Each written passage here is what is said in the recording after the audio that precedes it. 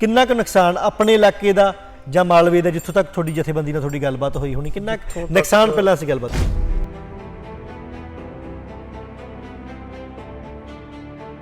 ਜਿਹੜੀ ਕਣਕ ਡਿੱਗੀ ਹੈ ਇਹਦਾ 50% ਹੋਇਆ ਤੇ ਜਿਹੜੀਆਂ ਕਣਕਾਂ ਤੇ ਗੜੇਮਾਰੀ ਹੋਈ ਉਹਨਾਂ ਦਾ 100% ਹੋ ਗਿਆ। ਤੇ ਅੰਦਾਜ਼ਾ ਲਾਓ ਜੇ 100% ਨੁਕਸਾਨ ਹੋ ਗਿਆ ਤੇ ਸਰਕਾਰ ਹਜੇ ਸੁੱਤੀ ਸੌਣ ਭਾਦੋਂ ਦੀਆਂ ਬਰਸਾਤੀ ਮੌਸਮ 'ਚ ਬਰਸਾਤ ਹੋਈ ਹੈ, ਉਦੋਂ ਵੱਡੇ ਪੱਧਰ ਤੇ ਸਾਡਾ ਨਰਮਾ ਮਰਿਆ। ਉਸ ਨਰਮੇ ਦਾ ਹਜੇ ਮੁਆਵਜ਼ਾ ਕਿਸਾਨਾਂ ਨੂੰ ਨਹੀਂ ਮਿਲਿਆ। ਪਹਿਲਾਂ ਨਰਮਾ ਮਰਿਆ, ਹੁਣ ਉਹਦੇ 'ਚ ਕਣਕ ਮਰ ਗਈ ਆ। ਪਿਛਲਾ ਮੁਆਵਜ਼ਾ ਮਿਲਿਆ ਨਹੀਂ, ਕਿਸਾਨ ਨੇ ਖਰਚਾ ਹੋਰ ਕਰ ਲਿਆ। ਸਰਕਾਰ ਦਾ ਫੇਰ ਉਹੀ ਵਰਤੀਰਾ ਵੀ ਅਸੀਂ ਜੀ ਗਰਦੌਰੀ ਕਰੋ ਮੁਆਵਜ਼ਾ ਦੇਵਾਂਗੇ।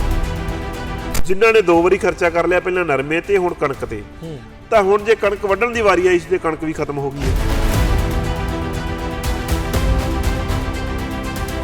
ਗਰਦੌਰੀਆਂ ਹੋਈ ਜਾਂਦੀਆਂ, ਗਰਦੌਰੀ ਦੇ ਵਿੱਚ ਵੀ ਬਹੁਤ ਜ਼ਿਆਦੀਆਂ ਧਾਂਦਲੀਆਂ ਹੁੰਦੀਆਂ। ਇਸ ਕੰਮ ਨੂੰ ਤਾਂ ਸਰਕਾਰ ਹੁੰਦੀ ਹੈ ਨਾ, ਲੋਕਾਂ 'ਚ ਤੁਰੇ ਫਿਰਦੇ ਆ, ਹੁਣ ਤੋਂ ਤੁਹਾਨੂੰ ਕਿੰਨੀ ਕੁ ਉਮੀਦ ਹੈ? ਪਿਛਲੇ 2 ਸਾਲਾਂ ਦਾ ਨਹੀਂ ਮਿਲਿਆ ਹਜੇ ਤੱਕ, ਪਿਛਲੀ ਫਸਲ ਦਾ ਨਹੀਂ ਮਿਲਿਆ ਹਜੇ ਤੱਕ, ਤਾਂ ਫਿਰ ਅਸੀਂ ਕਿਵੇਂ ਮੰਨ ਲਈਏ ਸਰਕਾਰ ਹੋਣ ਵਾਲਾ ਦੇ ਦੂਗੀ? 6 ਮਹੀਨੇ ਹੋ ਗਏ ਜਿਹੜੀ ਫਸਲ ਮਰੀ ਨੂੰ।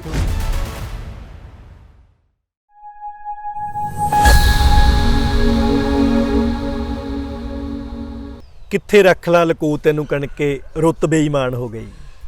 ਇਹ ਜਿਹੜੀ ਲਿਖਤ ਹੈ ਇੰਨੀ ਦਿਨੀ ਬਹੁਤ ਸੋਸ਼ਲ ਮੀਡੀਆ ਤੇ ਵਾਇਰਲ ਹੋ ਰਹੀ ਹੈ। ਤਾਂ ਕਣਕ ਜਿਹੜੀ ਹੈ ਉਹ ਕਿਸਾਨਾਂ ਦੇ ਜਿਹੜੇ ਉਹ ਚਿਹਰੇ ਖੁਸ਼ ਕਰਨ ਲਈ ਹੁੰਦੀ ਹੈ ਇਹਨਾਂ ਦਿਨਾਂ ਦੇ ਵਿੱਚ। ਜਦੋਂ ਵਿਸਾਖ ਚੜ੍ਹਦਾ ਤਾਂ ਕਿਸਾਨ ਦੇ ਜਿਹੜਾ ਹੈਗਾ ਉਹ ਘਰ ਦਾਣੇ ਆਉਂਦੇ ਆ, ਕਿਸਾਨ ਦੇ ਕੋਲ ਦਾਣੇ ਆਉਂਦੇ ਆ, ਉਹ ਹੱਟੀ ਤੇ ਜਾਂਦਾ, ਆੜ੍ਹਤੀਏ ਕੋਲ ਜਾਂਦਾ, ਬਾਜ਼ਾਰ 'ਚ ਜਾਂਦਾ। ਪੂਰੀ ਦੀ ਪੂਰੀ ਜਿਹੜੀ ਮਾਰਕੀਟ ਹੈ ਜਾਂ ਪੂਰੇ ਦਾ ਪੂਰਾ ਪੰਜਾਬ ਦਾ ਜਿਹੜਾ ਉਹ ਭਵਿੱਖ ਹੈ ਜਾਂ ਕਹਿ ਲਓ ਹੈ ਨਾ, ਉਹਨਾਂ ਸਮਿਆਂ ਦਾ ਉਹ ਪੂਰਾ ਰੁਸ਼ਨਾ ਜਾਂਦਾ ਪੈਸੇ ਨਾਲ ਹੀ ਸਾਰੀ ਗੱਲਬਾਤ।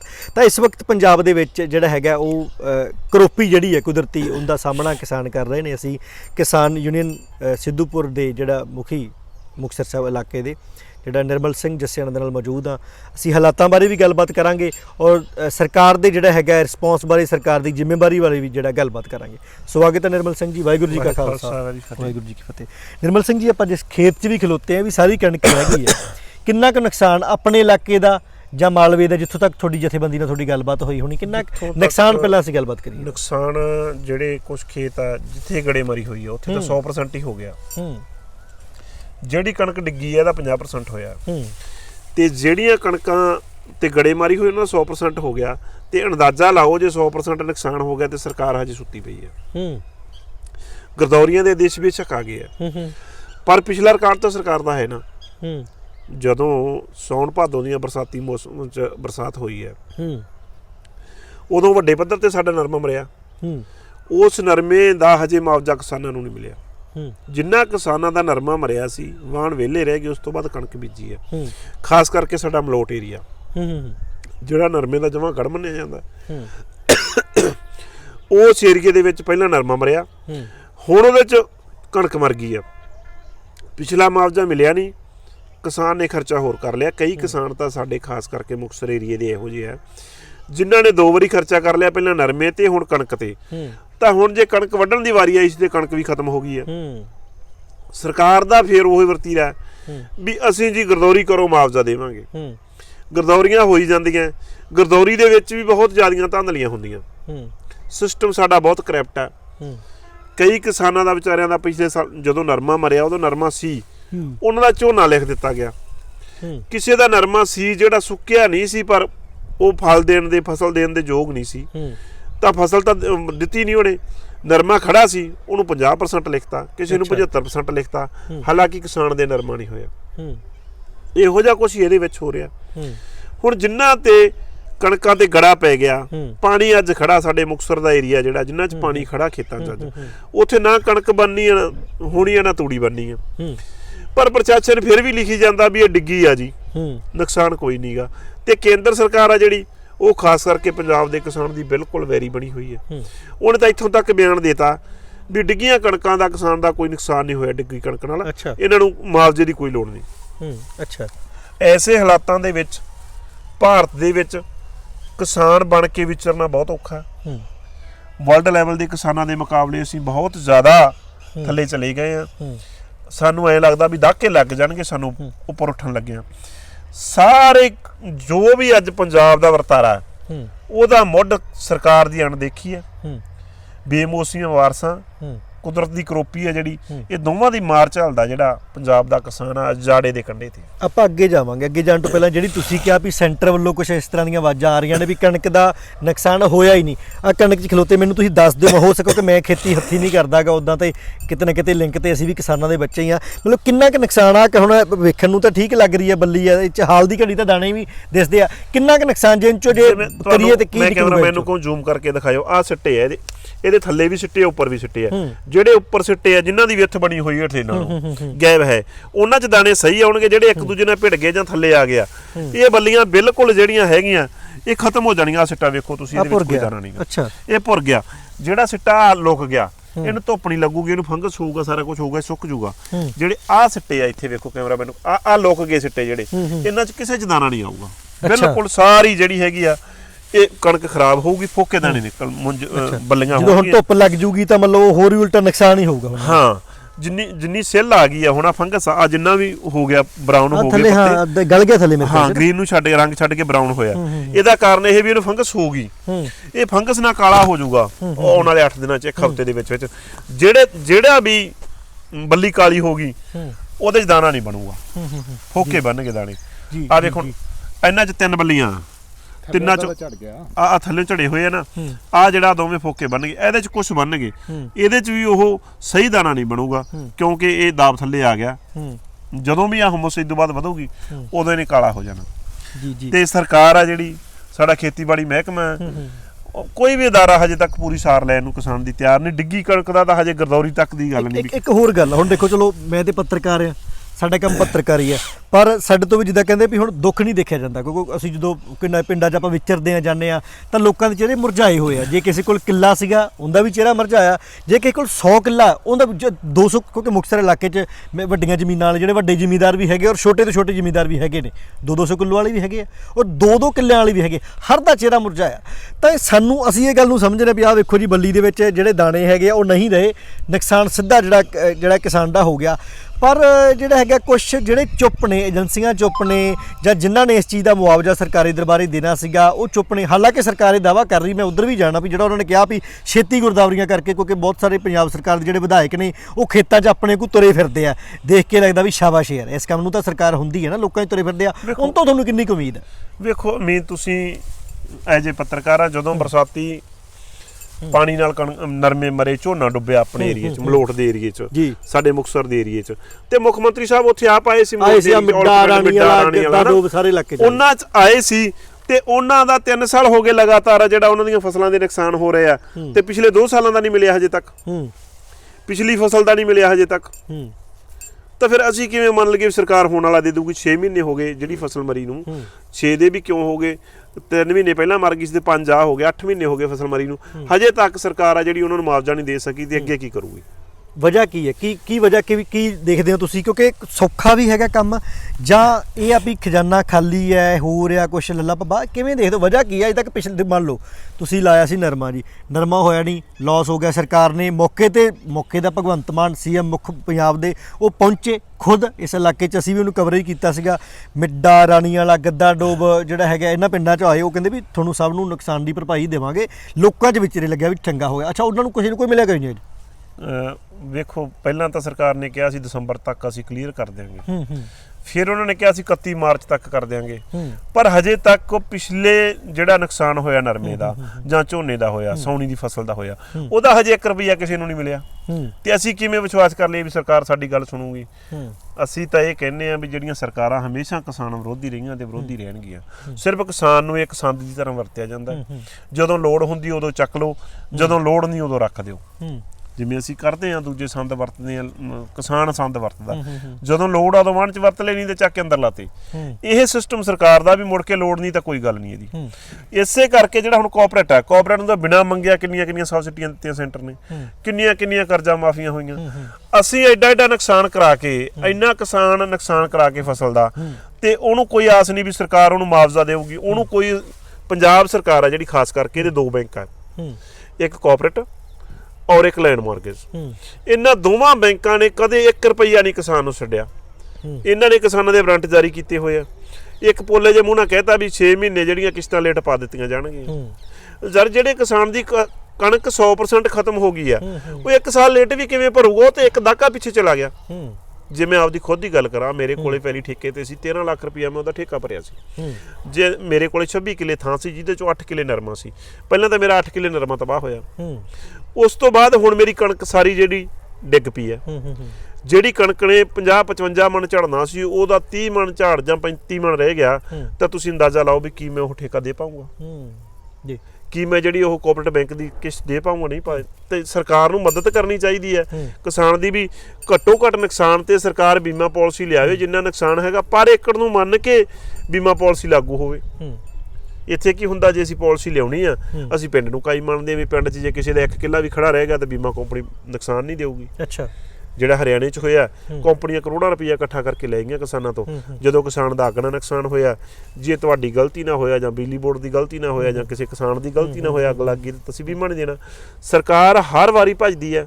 ਕੋਆਪਰੇਟ ਜਿਹੜਾ ਵੀ ਨਵੀਂ ਨੀਤੀ ਲਿਆਉਂਦੇ ਇਹ ਬੀਮਾ ਪਾਲਿਸੀ, ਉਹਦੇ 'ਚ ਕੋਆਪਰੇਟ ਦਾ ਹੱਥ ਹੁੰਦਾ। ਕੋਆਪਰੇਟ ਦੇ ਹੱਥਾਂ 'ਚ ਦੇ ਦਿੰਦੇ ਆ।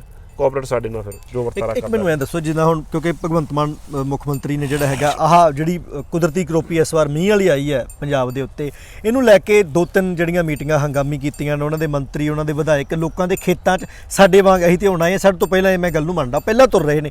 ਤਾਂ ਉਹ ਕਿੰਨੀ ਜਿਹੜੀ ਹੈਗੀ ਹੈ ਲੋਕਾਂ ਨੂੰ ਜਿਹੜੀ ਸਹਾਇਤਾ ਰਾਸ਼ੀ ਕਿਸਾਨ ਨੂੰ ਜਿਹੜਾ ਹੈਗਾ ਉਹ ਦੇ ਰਹੇ ਨੇ? ਕੋਈ ਹੈ ਤੁਹਾਡੇ ਕੋਲ ਧਿਆਨ 'ਚ? 15,000 ਕਿਹਾ ਉਹਨਾਂ ਨੇ। 15,000? ਅੱਛਾ, ਫਰਜ਼ ਕੀਤਾ ਵੀ ਇੱਕ ਕਿਸਾਨ ਦੀ 15,000 ਉਸ ਨੂੰ ਮਿਲਣਾ ਜਿਹਨੇ 100% ਆ ਜਿਹਦੀ ਉਹਦੀ ਖਰਾਬ ਹੋ ਗਈ। ਅੱਛਾ, ਜਦੋਂ 15,000 ਉਹਨੂੰ ਦੇਣਾ ਜਿਹਦੀ 100% ਖਰਾਬ ਹੋ ਗਈ। ਤਾਂ ਸਾਡੀਆਂ ਯੂਨੀਵਰਸਿਟੀ ਦੇ ਜਿਹੜੇ ਅੰਕੜੇ ਉਹ ਬੋਲਦੇ ਆ ਵੀ ਇੱਕ ਕਿਸਾਨ ਜਦੋਂ 1 ਕੁਆਂਟਲ ਕਣਕ ਪੈਦਾ ਕਰਦਾ ਤੇ ਉਹਦਾ 2200 ਰੁਪਇਆ ਖਰਚਾ ਹੁੰਦਾ ਹੈ। ਅੱਛਾ। ਜਿਹਨੇ 20 ਕੁਆਂਟਲ ਕਣਕ ਪੈਦਾ ਕਰਨ ਵਾਸਤੇ ਤੇ ਜੇ 2000 ਹੁੰਦਾ ਤੇ ਉਹਦਾ ਤਾਂ 40,000 ਖਰਚਾ ਹੋ ਗਿਆ। ਤਾਂ ਮਿਲਿਆ ਉਹਨੂੰ ਕੀ ਹੈ? ਮਿਲਣਾ ਉਹਨੂੰ 15,000 ਤੇ 35 ਜਿਹੜਾ 25,000 ਦਾ ਗੈਪ ਰਹਿ ਗਿਆ ਉਹ ਕਿੱਥੋਂ ਆਊਗਾ? ਘੱਟ ਹੀ ਜਾਊਗਾ। ਉਹ 25,000 ਦਾ ਲਾਸ ਆ ਜਿਹੜਾ ਕਿਸਾਨ ਕਿੱਥੋਂ ਪੂਰਾ ਕਰੂਗਾ? ਤੇ ਜੇ 25,000 ਦਾ ਲਾਸ ਪੂਰਾ ਕਰਨਾ ਤਾਂ ਉਹਨੂੰ ਘੱਟੋ ਘੱਟ 5 ਸਾਲ ਲੱਗ ਜਾਣਗੇ ਆਪਦੀ ਜ਼ਮੀਨ ਚੋਂ ਜੇ ਪੂਰਾ ਕਰਨਾ। ਕਿਉਂਕਿ ਜਿਹੜਾ ਸਾਨੂੰ ਅੱਜ ਰੇਟ ਮਿਲ ਰਿਹਾ ਥੋਕ ਸੂਚਕ ਅੰਕ ਨਾਲ ਤਾਂ ਸਾਨੂੰ ਜੋੜਿਆ ਨਹੀਂ ਗਿਆ। ਸਾਨੂੰ ਮਿਲਦਾ ਘੱਟੋ ਘੱਟ ਸਮਰਥਨ ਮੁੱਲ ਮਿਲਦਾ ਜਿਹੜਾ ਲਾਗਤ ਖਰਚਿਆਂ ਤੋਂ ਵੀ ਘੱਟ ਹੈ। ਜਿਹੜਾ ਕਿਸਾਨ ਪਹਿਲਾਂ ਹੀ ਲਾਗਤ ਖਰਚੇ ਤੋਂ ਘੱਟ ਰੇਟ ਤੇ ਫਸਲ ਵੇਚ ਰਿਹਾ, ਜੇ ਅਗਲੇ ਸਾਲ ਵੇਚੂਗਾ ਤੇ ਉਹਨੇ ਪਹਿਲਾਂ ਹੀ ਨਹੀਂ ਪੂਰਾ ਕਰਨਾ। ਕੋਈ ਅੰਦਾਜ਼ਾ ਸੀਗਾ ਵੀ ਇਸ ਵਾਰ ਜਿਹੜਾ ਕਣਕ ਦਾ ਭਾਅ 'ਚ ਕੋਈ ਵਾਧੇ ਦੀ ਉਮੀਦ ਸੀ ਇਸ ਵਾਰ? ਵਾਧਾ ਤਾਂ ਉਹ ਜਿਹੜਾ ਸੈਂਟਰ ਨੇ ਕੀਤਾ 65 ਰੁਪਏ ਉਹੀ ਹੋਇਆ। ਵਾਧਾ ਨਹੀਂ ਹੋਇਆ। ਜੇ ਮਹਿੰਗਾਈ 14-15% ਵਧੀ ਹੈ, ਜੇ ਕਣਕ ਦਾ ਰੇਟ 14-15% ਵਧਾਉਣਾ ਹੁੰਦਾ ਤਾਂ 150 ਰੁਪਏ ਬਣਦਾ ਸੀ। ਤਾਂ ਦਿੱਤਾ ਇਹਨਾਂ ਨੇ ਕੀ ਆ ਸਾਨੂੰ? ਜਿਵੇਂ ਤੇਲ ਵਧਿਆ, ਜਿਵੇਂ ਸਿਲੰਡਰ ਵਧਿਆ, ਜੇ ਉਸ ਤਰ੍ਹਾਂ ਕਣਕ ਦਾ ਭਾਅ ਵਧਦਾ ਤੇ ਉੱਥੇ ਹੋਣਾ ਸੀ। ਹਾਂ, ਵੀ 150 ਰੁਪਏ ਐਤਕੀ ਫਿਰ ਵੱਧ ਜਾਣਾ ਸੀ। ਤਾਂ ਰੇਟ ਤਾਂ ਵਧਾਇਆ ਨਹੀਂ, ਮੁਆਵਜ਼ੇ ਦੀ ਕੋਈ ਗੱਲ ਨਹੀਂ ਕਰਦੇ। ਇੱਕ ਪਾਸੇ ਕਹਿੰਦੇ ਸੀ ਕਿਸਾਨ ਦੇ ਨਾਲ ਆ। ਤਾਂ ਜਿਹੜਾ ਕਿਸਾਨ ਆ ਦੇਸ਼ ਦਾ ਅੰਨਦਾਤਾ, ਜੇਕਰ ਅੰਨਦਾਤੇ ਨੂੰ ਨਹੀਂ ਸੰਭਾਲਿਆ ਤਾਂ ਆਉਣ ਵਾਲੇ ਦਿਨਾਂ 'ਚ ਦੇਸ਼ ਸਾਡੇ ਦਾ ਹਾਲ ਜਿਹੜਾ ਪਾਕਿਸਤਾਨ ਵਰਗਾ, ਹੋਰ ਬੰਗਲਾਦੇਸ਼ ਵਰਗਾ ਹੋਊਗਾ। ਬੁਰਾ ਹਾਲ ਹੋ ਜਾਊਗਾ ਇਹਨਾਂ ਦਾ। ਹੱਲ ਕੀ ਹੈ? ਦੇਖੋ, ਪੰਜਾਬ 'ਚ ਬਹੁਤ ਸਾਰੇ ਕਿੱਤੇ ਕਰਨ ਵਾਲੇ ਲੋਕ ਰਹਿੰਦੇ ਆ। ਕੋਈ ਕੁਛ ਕੰਮ ਕਰਦਾ, ਕੋਈ ਕੁਛ ਕਰਦਾ, ਕੋਈ ਨੌਕਰੀ ਕਰਦਾ, ਕੋਈ ਬਿਜ਼ਨਸ ਕਰਦਾ। ਪਰ ਜਿਹੜੀ ਕਿਸਾਨੀ ਹੈ ਉਹ ਪੰਜਾਬ ਦੀ ਰੀੜ੍ਹ ਦੀ ਹੱਡੀ ਹੈ। ਪੰਜਾਬ ਦੀ ਪਛਾਣ ਹੀ ਕਿਸਾਨੀ ਕਰਕੇ ਹੈ ਨਾ। ਪੰਜਾਬ ਦੇਸ਼ ਦਾ ਅੰਨਦਾਤਾ ਕਿਸਾਨ ਹੈ। ਪੰਜਾਬ ਕੱਲਾ ਸਾਰੇ ਮੁਲਕ ਦਾ ਢਿੱਡ ਭਰਦਾ ਰਿਹਾ ਕਿਸੇ ਵਕਤ। ਤਾਂ ਹੱਲ ਕੀ ਹੈ? ਤੁਹਾਨੂੰ ਕੀ ਲੱਗਦਾ? ਤੁਸੀਂ ਕਿਸਾਨ ਆਗੂ ਹੋਣ ਦੇ ਨਾਤੇ ਕੀ ਸੁਨੇਹਾ ਦੇਣਾ ਚਾਹੁੰਦੇ ਹੋ? ਜਿਹੜੀ ਪੰਜਾਬ ਦੀ ਖੇਤੀ ਦੀ ਪ੍ਰੋਡਕਸ਼ਨ ਆ, ਉਹੀ ਪੰਜਾਬ ਦੀ ਇਕਨੋਮੀ ਹੈ। ਜਦੋਂ ਪ੍ਰੋਡਕਸ਼ਨ ਹੋਈ ਨਹੀਂ ਤਾਂ ਇਕਨੋਮੀ ਹੋਣੀ ਨਹੀਂ, ਆਮਦਨ ਤਾਂ ਹੋਣੀ ਨਹੀਂ। ਜੇ ਆਮਦਨ ਨਹੀਂ ਹੋਣੀ ਤੇ ਬਾਕੀ ਰੋਜ਼ਗਾਰ ਆ ਜਿਹੜੇ ਸਾਰੇ ਇਹਦੇ ਤੇ ਡਿਪੈਂਡ ਆ, ਬਾਕੀ ਸਾਰੇ ਤਬਾਹ ਹੋਣਗੇ। ਸਾਰਿਆਂ ਤੇ ਖੜੋਤ ਆਊਗੀ। ਜਿਵੇਂ ਸਾਡਾ ਨਰਮਾ ਪੱਟੀ ਦਾ ਏਰੀਆ ਸੀ ਪਹਿਲਾਂ, ਜਦੋਂ ਨਰਮੇ 'ਚ ਖੜੋਤ ਆ ਗਈ ਤਾਂ ਸਾਡੇ ਵਾਲੇ ਪਾਸੇ ਜਿੰਨੇ ਵੀ ਬਿਜ਼ਨਸ ਸੀ ਲੋਕਾਂ ਦੇ ਉਹ ਫੇਲ ਹੋ ਗਏ। ਕਿਉਂਕਿ ਖੇਤੀਬਾੜੀ ਨਾਲ ਸੰਬੰਧਿਤ ਸਾਡਾ ਏਰੀਆ, ਇੱਥੋਂ ਹੀ ਪੈਸਾ ਆਉਣਾ ਤੇ ਇੱਥੋਂ ਹੀ ਲੋਕਾਂ ਨੇ ਵਰਤਣਾ। ਪੰਜਾਬ ਦੇ ਜਿਹੜੀ ਇਕਨੋਮੀ ਨੂੰ ਬਹੁਤ ਵੱਡੀ ਸੱਟ ਵੱਜੀ ਹੈ। ਇਹਦੇ ਨਾਲ ਹੋਰ ਅਦਾਰੇ ਆ ਜਿਹੜੇ ਉਹਨਾਂ ਤੇ ਬਹੁਤ ਜ਼ਿਆਦਾ ਫਰਕ ਪਊਗਾ। ਜੇਕਰ ਸਾਰੇ ਸਿਸਟਮ ਨੂੰ ਚੱਲਦਾ ਰੱਖਣਾ ਤੇ ਕਿਸਾਨ ਨੂੰ ਜਿਉਂਦਾ ਰੱਖਣਾ ਜ਼ਰੂਰੀ ਹੈ ਸਰਕਾਰ ਵਾਸਤੇ। ਨਹੀਂ ਤਾਂ ਅਗਲੇ ਦਿਨਾਂ 'ਚ ਹੋਰ ਬਹੁਤ ਵੱਡੇ ਜਿਹੜੇ ਹੈਗੇ ਆ ਵੇਖਣ ਨੂੰ ਨੁਕਸਾਨ ਮਿਲਣਗੇ। ਕਈ ਰਾਜਾਂ ਦੇ ਵਿੱਚ ਨਾ ਜਿੱਦਾਂ ਹੜ੍ਹ ਆ ਜਾਂਦੇ ਆ ਜਾਂ ਕੁਛ ਹੋਰ ਨੁਕਸਾਨ ਹੋ ਜਾਂਦਾ, ਤਾਂ ਸੈਂਟਰ ਸਰਕਾਰ ਜਿਹੜੀ ਆ PM ਫੰਡ ਦੇ ਵਿੱਚ ਕੁਛ ਵੱਡੀ ਜਿਹੜੀ ਰਕਮ ਹੁੰਦੀ ਹੈ ਉਹ ਸਹਾਇਤਾ ਰਾਸ਼ੀ ਭੇਜਦੀ ਆ। ਔਰ ਜਿਹੜਾ ਇਸ ਵਾਰ ਹੋਇਆ, ਅਸੀਂ ਵੀ ਗਾਹੇ ਬਗਾਹੇ ਲੋਕਾਂ ਦਾ ਗੱਲਾਂ ਸੁਣੀਆਂ, ਕਹਿੰਦੇ 78 'ਚ ਹੋਇਆ ਸੀ ਇਹ ਤਾਂ ਹਨਾ। ਔਰ ਮਤਲਬ 78 ਚ ਹੋਇਆ ਸੀ, ਜਾਂ ਇਹ ਲਾ ਲਓ ਕਹਿੰਦੇ ਵੀ ਸ਼ਾਇਦ 1980 ਤੋਂ ਬਾਅਦ ਕਦੇ ਇਹਨਾਂ ਦਿਨਾਂ ਦੇ ਵਿੱਚ ਇਸ ਤਰ੍ਹਾਂ ਦੀ ਗੜੇਮਾਰੀ, ਹਾਂ ਮੀਂਹ ਵੀ ਬੜੀ ਵਾਰੀ ਪੈ ਗਿਆ, ਨੁਕਸਾਨ ਵੀ ਵੱਡਾ ਛੋਟਾ ਹੋ ਜਾਂਦਾ, ਪਰ ਜਿਹੜੇ ਆਹ ਹਾਲਾਤ ਮਤਲਬ ਖੇਤਾਂ ਦੇ ਖੇਤ ਭਰ ਗਏ ਨੇ, ਜਿਹੜੇ ਪਰਸੋਂ ਹਾਲਾਤ ਸੀਗੇ, 2 ਦਿਨ ਪਹਿਲਾਂ ਹਾਲਾਤ ਸੀਗੇ, ਕਹਿੰਦੇ ਉਦੋਂ ਬਾਅਦ ਹੁਣ ਹੋਇਆ। ਤੇ ਕੀ ਕੋਈ ਪੀਐਮ ਫੰਡ ਚੋਂ ਵੀ ਤੁਹਾਨੂੰ ਉਮੀਦ ਹੈ ਵੀ ਕਰ ਦੇਣੀ ਚਾਹੀਦੀ, ਜਾਂ ਭਗਵੰਤ ਮਾਨ ਮੰਗ ਕਰ ਲੈਣ ਵੀ ਠੀਕ ਹੈ ਮੈਂ ਤਾਂ ਪਹਿਲੀ ਵਾਰੀ ਮੁੱਖ ਮੰਤਰੀ ਬਣਿਆ, ਮੇਰੇ ਰਾਜ ਨੂੰ ਮੇਰੀ ਸਟੇਟ ਨੂੰ ਲੋੜ ਹੈ, ਸਰਕਾਰ ਦੇ ਦੇਵੇ, ਕਿੱਡੀ ਗੱਲ ਹੈ। ਕਹਿੰਦੇ ਆ ਨਾ ਪੀਐਮ ਮਨ ਕੀ ਬਾਤ 'ਚ ਮੋਦੀ ਜੀ ਕਹਿੰਦੇ ਆ ਵੀ ਕਿਸਾਨ ਹੈ ਤਾਂ ਦੇਸ਼ ਹੈ। ਜਦੋਂ ਉਹਨਾਂ ਦੇ ਜਿਹੜਾ ਹੈਗਾ ਗ੍ਰਹਿ ਮੰਤਰੀ, ਉਹਦਾ ਬਿਆਨ ਸੀ ਵੀ ਸਾਡਾ ਜਿਹੜਾ ਹੈਗਾ ਦੇਸ਼ ਦੇ ਵਿੱਚ ਕਣਕ ਡਿੱਗੀ ਹੈ ਮੀਂਹ ਨਾਲ, ਉਹਦੇ ਤੇ ਕੋਈ ਅਸਰ ਹੀ ਨਹੀਂਗਾ, ਤਾਂ ਫਿਰ ਇਹਦੇ ਤੋਂ ਮਤਲਬ ਸਿੱਧਾ ਹੈ ਵੀ ਇਹਦਾ ਤਾਂ ਮਤਲਬ ਸਰਕਾਰ ਕੁਝ ਨਹੀਂ ਦੇਊਗੀ, ਕਿਉਂਕਿ ਉਹਨਾਂ ਨੇ ਦੌਰੇ ਤੇ ਆਉਣਾ ਸੀ ਪੰਜਾਬ ਦੇ ਤੇ, ਉਹਨਾਂ ਦਾ ਹੀ ਬਿਆਨ ਆ ਹਜੇ ਕੋਈ ਨੁਕਸਾਨ ਨਹੀਂ ਹੋਇਆ, ਤੇ ਇਹਦਾ ਮਤਲਬ ਆ ਵੀ ਸੈਂਟਰ ਤੋਂ ਕੋਈ ਆਸ ਨਹੀਂ ਰੱਖੀ ਜਾ ਸਕਦੀ। ਜਿਹੜੀ ਪੰਜਾਬ ਸਰਕਾਰ ਆ ਹੋਰ ਬੜਾ ਕੁਝ ਇਹਨਾਂ ਤੋਂ ਮੰਗ ਲੈਂਦੀ ਹੈ, ਪਰ ਮੁਆਵਜ਼ੇ ਬਾਰੇ ਨਹੀਂ ਮੰਗਦੀ ਵੀ ਕਿਸਾਨਾਂ ਨੂੰ ਅਸੀਂ ਕੁਝ ਦੇਣਾ, ਕਿਸਾਨਾਂ ਵਾਸਤੇ ਨਹੀਂ ਕੁਝ ਮੰਗਿਆ ਜਾਂਦਾ। ਇਹਦਾ ਮਤਲਬ ਆ ਪੰਜਾਬ ਔਰ ਕੇਂਦਰ ਦੀ ਸਰਕਾਰ ਆ ਜਿਹੜੀ, ਦੋਵੇਂ ਰਲ ਕੇ ਹੀ ਕਿਸਾਨ ਦਾ ਭਲਾ ਨਹੀਂ ਚਾਹੁੰਦੀਆਂ। ਸਰਕਾਰ ਕੋਈ ਵੀ ਬੰਦੇ ਬਦਲਣ ਨਾਲ ਨੀਤੀ ਨਹੀਂ ਬਦਲੀ ਜਾਂਦੀ, ਨੀਅਤ ਬਦਲੂਗੀ ਜਦੋਂ ਉਦੋਂ ਹੀ ਹਾਲਾਤ ਬਦਲਣਗੇ। ਅਸਲ ਦੇ ਵਿੱਚ ਸਾਰੇ ਜਿਹੜੇ ਆ ਕੋਆਪਰੇਟ ਘਰਾਣੇ ਦੇ ਹੱਥਾਂ 'ਚ ਖੇਡਦੇ ਆ, WTO ਦੀ ਨੀਤੀ ਨੂੰ ਲਾਗੂ ਕਰਨਾ ਚਾਹੁੰਦੇ ਆ। ਇਹਨਾਂ ਦਾ ਇੱਕ ਮਿਸ਼ਨ ਆ, ਟਾਰਗੇਟ ਇਹਨਾਂ ਦਾ ਵੀ ਜਿੰਨੀ ਜਲਦੀ ਹੋਵੇ ਕਿਸਾਨ ਨੂੰ ਖੇਤਾਂ 'ਚੋਂ ਬਾਹਰ ਕੱਢੋ, ਤੇ ਉਹਦੇ ਵਿੱਚ ਕੁਦਰਤ ਵੀ ਇਹਨਾਂ ਦਾ ਸਾਥ ਦੇਈ ਜਾਂਦੀ ਹੈ।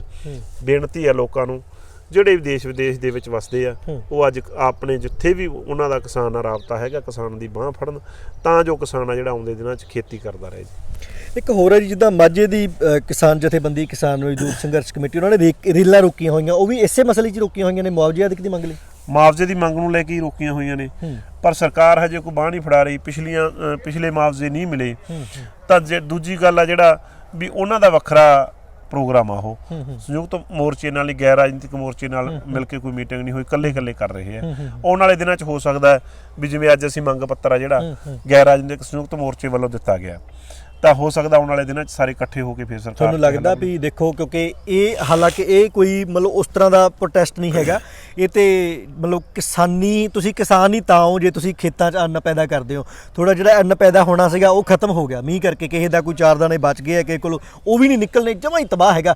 ਤਾਂ ਘੱਟੋ ਘੱਟ ਇਸ ਮਸਲੇ ਤੇ ਕਿਸਾਨ ਵੀ ਇਕੱਠੇ ਹੋ ਕੇ ਲੜਨਗੇ, ਤਾਂ ਹੀ ਸਰਕਾਰ ਤੱਕ ਆਵਾਜ਼ ਪਹੁੰਚੇਗੀ ਨਾ। ਕੋਈ 4 ਉੱਥੇ ਬੈਠੇ, ਤੁਹਾਨੂੰ ਲੱਗਦਾ ਵੀ ਘੱਟੋ ਘੱਟ ਇੱਥੇ ਕਿਸਾਨ ਜਥੇਬੰਦੀਆਂ ਵੀ ਆਪਸ 'ਚ ਇਹ ਮਤਲਬ ਇੱਕ ਕਮਜ਼ੋਰੀ ਹੈ ਜਾਂ ਇੱਕ ਨੈਗੇਟਿਵ ਪੱਖ ਹੈ ਤੁਹਾਡਾ?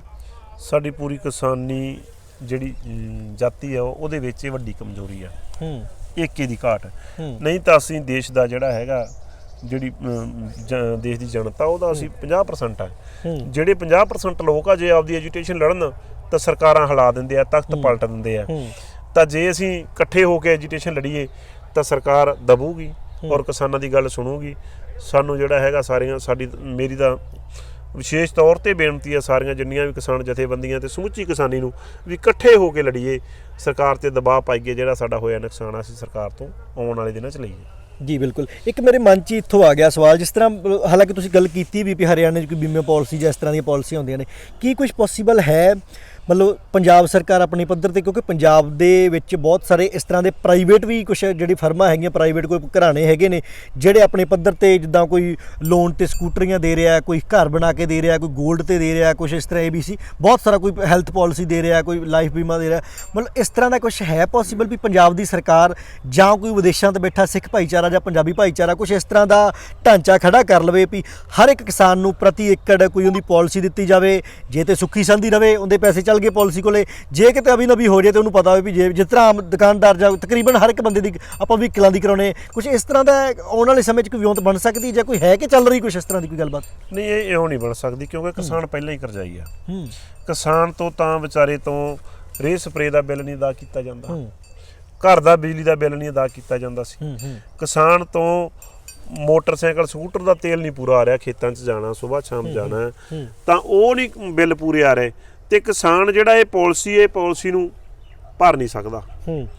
ਪਾਲਿਸੀ ਮੰਨ ਲਓ ਫਰਜ਼ ਕੀਤਾ, ਕੁਝ ਲੋਕ ਠੇਕੇ ਤੇ ਪੈਲੀ ਦਿੰਦੇ ਆ, ਕੁਝ ਠੇਕੇ ਤੇ ਵਾਹੁੰਦੇ ਆ, ਉਹਨੇ ਤਾਂ ਵਿਚਾਰੇ ਨੇ ਪਹਿਲਾਂ ਹੀ ਮਸਾਂ ਆਪਦਾ ਜੋੜ ਤੋੜ ਕੀਤਾ ਹੁੰਦਾ, ਕਰਜ਼ਾਈ ਹੁੰਦਾ, ਉਹ ਕਰਜ਼ੇ ਦਾ ਮਾਰਿਆ, ਉਹ ਇਹ ਪਾਲਿਸੀ ਦੇ ਮੁਤਾਬਕ ਫਿਰ ਕਿਵੇਂ ਪੈਸੇ ਭਰੂਗਾ? ਕਿਸ਼ਤਾਂ ਤਾਂ ਸਾਡੇ ਤੋਂ ਪਹਿਲਾਂ ਨਹੀਂ ਮੁੜਦੀਆਂ, ਲਿਮਟਾਂ ਸਾਥੋਂ ਨਹੀਂ ਮੁੜ ਰਹੀਆਂ, ਸੁਸਾਇਟੀ ਦਾ ਕਰਜ਼ਾ ਸਾਥੋਂ ਨਹੀਂ ਮੁੜ ਰਿਹਾ।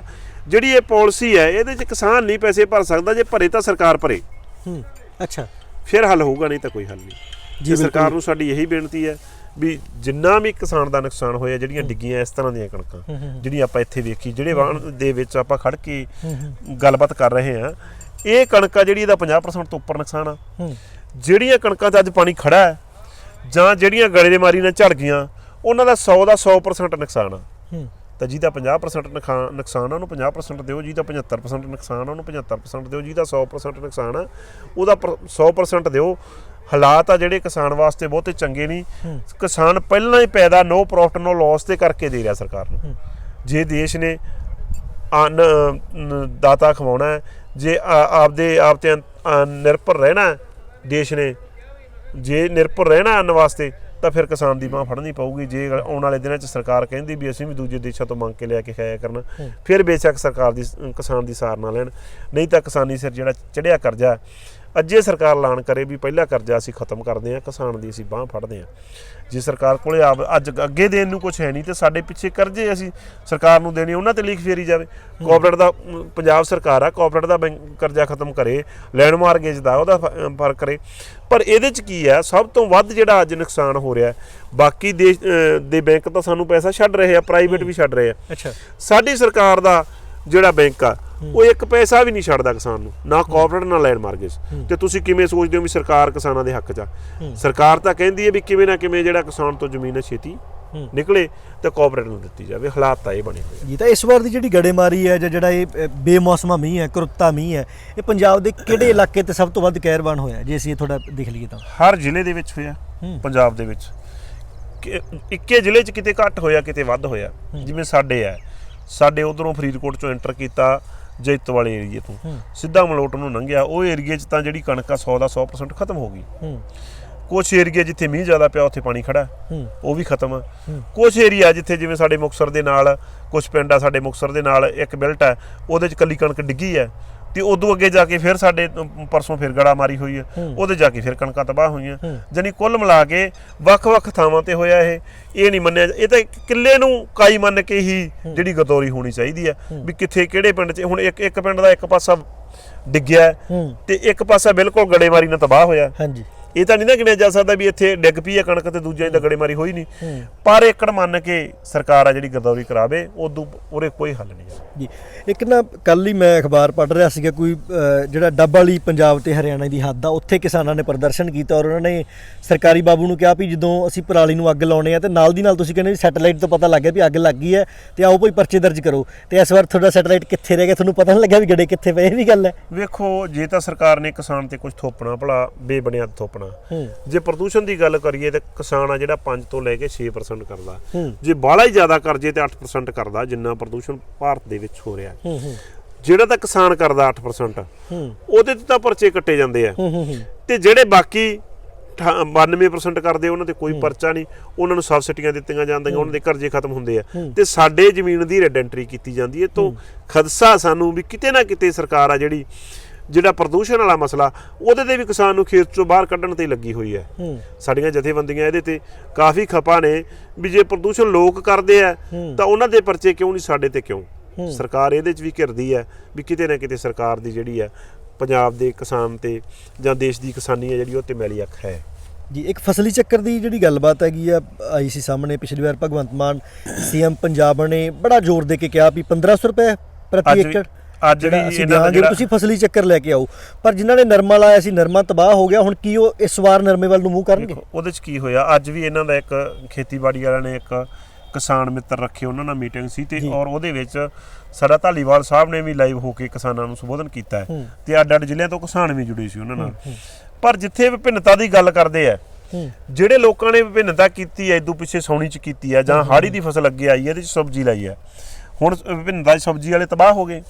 ਜਿਨ੍ਹਾਂ ਨੇ ਕੋਈ ਸਬਜ਼ੀ ਕਿਸੇ ਵੀ ਕਿਸਮ ਦੀ ਸਬਜ਼ੀ ਲਾਈ ਸੀ ਉਹ ਸਾਰੀ ਖਰਾਬ ਹੋ ਗਈ। ਸਰਕਾਰ ਪਹਿਲ ਦੇ ਆਧਾਰ ਤੇ ਉਹਨਾਂ ਦਾ ਜਿਹੜਾ ਸਾਰਾ ਖਰਚਾ ਚੱਕੇ।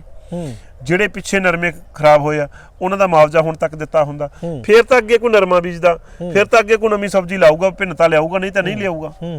ਮਸਲਾ ਤੇ ਇਹ ਹੈ ਨਾ, ਜੇ ਵਿਭਿੰਨਤਾ ਚਾਹੁੰਦੇ ਹੋ ਤੇ ਵਿਭਿੰਨਤਾ ਵਾਲਿਆਂ ਦਾ ਨੁਕਸਾਨ ਵੀ ਤਾਂ ਪਹਿਲ ਦੇ ਆਧਾਰ ਤੇ ਭਰੋ ਨਾ। ਫਿਰ ਕਣਕ ਦੇ ਤੇ ਝੋਨੇ ਦੇ ਫਸਲ ਚੱਕਰ ਚੋਂ ਅਸੀਂ ਨਿਕਲ ਸਕਦੇ, ਨਹੀਂ ਤਾਂ ਨਹੀਂ ਨਿਕਲ ਸਕਦੇ। ਸਰਕਾਰ ਨੂੰ ਚਾਹੀਦਾ ਵੀ ਅਸੀਂ ਕਿਸਾਨਾਂ ਨੂੰ ਜੇ ਕੁਝ ਦੇਣਾ ਤੇ ਜਿਨ੍ਹਾਂ ਦਾ ਪਹਿਲਾਂ ਨਰਮਾ ਮਰਿਆ ਉਹਨਾਂ ਦੇ ਨਰਮੇ ਦਾ ਪਹਿਲਾਂ ਮੁਆਵਜ਼ਾ ਦਿਓ, ਨਾਲ ਉਹਨਾਂ ਨੂੰ ਅੱਗੇ ਬੀਜ ਖਾਦ ਸਾਰਾ ਕੁਝ ਜਿਹੜਾ ਹੈਗਾ ਸਬਸਿਡੀ ਦਿੱਤਾ ਜਾਵੇ ਜੇ ਕਿਸਾਨਾਂ ਤੋਂ ਨਰਮੇ ਦੀ ਫਸਲ ਕਰਾਉਣੀ ਹੈ, ਨਹੀਂ ਤਾਂ ਨਹੀਂ ਕਰਨਗੇ ਜੀ। ਬਿਲਕੁਲ। ਤਾਂ ਪੰਜਾਬ ਦੇ ਵਿੱਚ ਇਸ ਵਾਰ ਕਰੁੱਤਾ ਮੀਂਹ ਪਿਆ ਔਰ ਜਿਹੜਾ ਪੂਰੇ ਦੇ ਪੂਰੇ ਪੰਜਾਬ ਦੀ ਜਿਹੜੀ ਆਰਥਿਕਤਾ ਹੈ ਪੰਜਾਬ ਦੀ ਇਕਨੋਮੀ ਹੈ ਇਹਦੇ ਤੇ ਬਹੁਤ ਜ਼ਿਆਦਾ ਜਿਹੜਾ ਬੁਰਾ ਪ੍ਰਭਾਵ ਇਸ ਮੀਂਹ ਦਾ ਉਹ ਪੈਣ ਵਾਲਾ ਹੈ। ਔਰ ਜਿਹਨੂੰ ਦੇਖਦਿਆਂ ਹੋਇਆਂ ਜਿਹੜੇ ਬਾਜ਼ਾਰ ਦੇ ਵਿੱਚ ਬੈਠੇ ਹੋਏ ਦੁਕਾਨਦਾਰ ਲੋਕ ਨੇ ਜਾਂ ਵਪਾਰੀ ਹੈ ਜਾਂ ਕਿਸਾਨ ਹੈ, ਸਾਰਿਆਂ ਦੇ ਚਿਹਰੇ ਮੁਰਝਾਏ ਹੋਏ ਆ। ਕਿਸੇ ਦੀ ਵੀ ਜਿਹੜੀ ਹੈਗੀ ਹੈ ਉਹ ਰੋਟੀ ਖੁੱਸ ਜਾਣੀ ਜਿਹੜੀ ਹੈ ਕਦੇ ਵੀ ਖੁਸ਼ੀ ਦੀ ਖਬਰ ਨਹੀਂ ਹੁੰਦੀ, ਖਬਰ ਤੇ ਦੁਖੀ ਦੀ ਹੈ।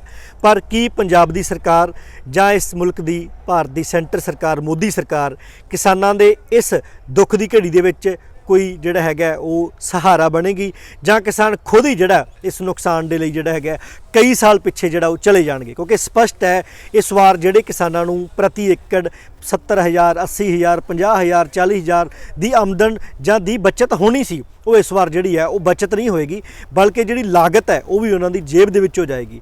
ਪੰਜਾਬ ਦੀ ਸਰਕਾਰ ਜਿਹੜੀ ਹੈ 15,000 ਰੁਪਏ ਪ੍ਰਤੀ ਏਕੜ ਦੇਣ ਦਾ ਜਿਹੜਾ ਹੈਗਾ ਉਹ ਦਾਅਵਾ ਕਰ ਰਹੀ ਹੈ। ਕਦੋਂ ਆਏਗਾ ਖਾਤਿਆਂ ਦੇ ਵਿੱਚ? ਕੀ 15,000 ਏਕੜ ਇਨਫ ਹੈ? ਕੀ 15,000 ਏਕੜ ਰੁਪਇਆ ਕਾਫੀ ਹੈ ਜਿਸ ਕਿਸਾਨ ਨੇ 70,000 ਰੁਪਇਆ ਇੱਕ ਪ੍ਰਤੀ ਏਕੜ ਦੇ ਵਿੱਚੋਂ? ਕਿਉਂਕਿ ਇਸ ਵਾਰ ਬਹੁਤ ਸਾਰੇ ਇਲਾਕਿਆਂ ਦੇ ਵਿੱਚ ਜਿਹੜੇ ਜ਼ਮੀਨਾਂ ਦੇ ਭਾਅ ਠੇਕੇ ਨੇ, ਠੇਕੇ ਜਿਹੜੇ ਨੇ 65,000 70,000 75,000 80,000 ਤੱਕ ਜਿਹੜੇ ਠੇਕੇ ਹੈ ਉਹ ਗਏ ਨੇ, ਕਿਉਂਕਿ ਮਹਿੰਗਾਈ ਦੇ ਹਿਸਾਬ ਨਾਲ ਇਹ ਉਮੀਦ ਕੀਤੀ ਜਾ ਰਹੀ ਸੀ ਕਿ ਫਸਲਾਂ ਦੇ ਰੇਟ ਇਸ ਵਾਰ ਵੱਧ ਸਕਦੇ ਨੇ, ਫਸਲਾਂ ਚੰਗੀਆਂ ਹੋ ਸਕਦੀਆਂ ਨੇ। ਪਰ ਕੁਰਤੇ ਮੀਂਹ ਨੇ ਕਿਸਾਨਾਂ ਦੇ ਸਾਹ ਸੂਤ ਦਿੱਤੇ ਹੈ, ਕਿਸਾਨਾਂ ਦੀਆਂ ਉਮੀਦਾਂ ਦੇ ਉੱਤੇ ਜਿਹੜਾ ਪਾਣੀ ਫੇਰ ਦਿੱਤਾ ਹੈ। ਆਉਣ ਵਾਲੇ ਸਮੇਂ ਦੇ ਵਿੱਚ ਇਹ ਸਪਸ਼ਟ ਹੋਏਗਾ ਕਿ ਪੰਜਾਬ ਦੀ ਨਵੀਂ ਬਣੀ ਸਰਕਾਰ ਕਿਸਾਨਾਂ ਦਾ ਕਿਸ ਤਰ੍ਹਾਂ ਹੱਥ ਫੜਦੀ ਹੈ, ਕਿਸ ਤਰ੍ਹਾਂ ਬਾਂਹ ਫੜਦੀ ਹੈ, ਕਿਉਂਕਿ ਉਹਨਾਂ ਨੇ ਦਾਅਵਾ ਕੀਤਾ ਸੀ ਵੀ ਅਸੀਂ ਇਸ ਵਾਰ ਬਦਲਾਅ ਲੈ ਕੇ ਆਵਾਂਗੇ। ਸ਼ੁਕਰੀਆ ਤੁਸੀਂ ਸਮਾਂ ਕੱਢਿਆ। ਨਿਰਮਲ ਸਿੰਘ ਜੀ, ਵਾਹਿਗੁਰੂ ਜੀ ਕਾ ਖਾਲਸਾ, ਵਾਹਿਗੁਰੂ ਜੀ ਕੀ ਫਤਿਹ।